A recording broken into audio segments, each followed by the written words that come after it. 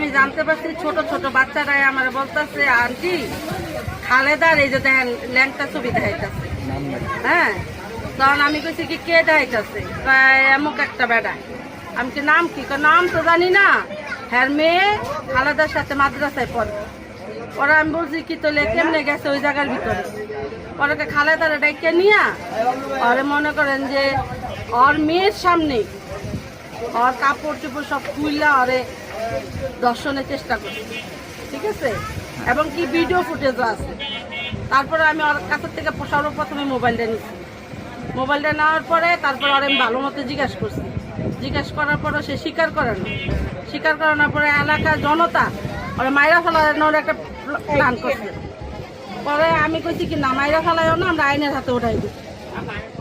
এতটুকুই। এই ঘটনাটা ওই প্রত্যক্ষদর্শী থেকে আপনি জানতে পারছেন? হ্যাঁ, মেয়েটা আমার কাছে সব খুইলা বলছে। ওগুলো আসলে একটা, আমারও তো মেয়ে আছে। হ্যাঁ, আমি সবকিছু খুইলা কইতে পারবো না।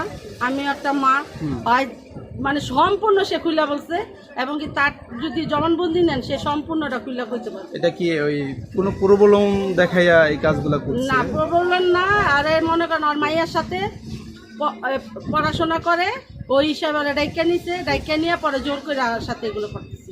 যে মেয়ে এই হ্যারাসমেন্টের শিকার হচ্ছে তার বয়স কত?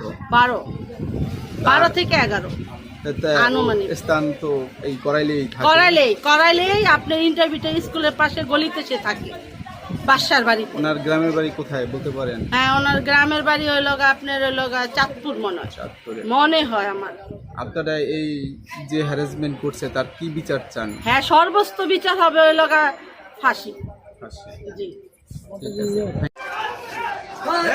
ক্লিয়ার করতেছে।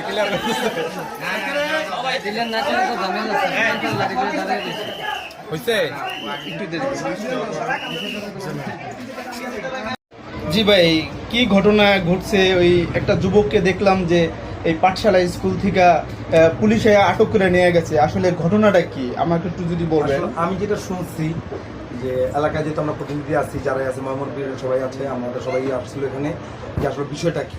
সেই বিষয়টা হলো কি, একটা ছেলে একটা মেয়েকে 12 বছর মেয়েকে মানে যে কোনো হেনস্থা করছে আর কি, দর্শনের মতো আর কি। এই জন্য সেই মেয়েটা আমরা হইতে পারে নাই।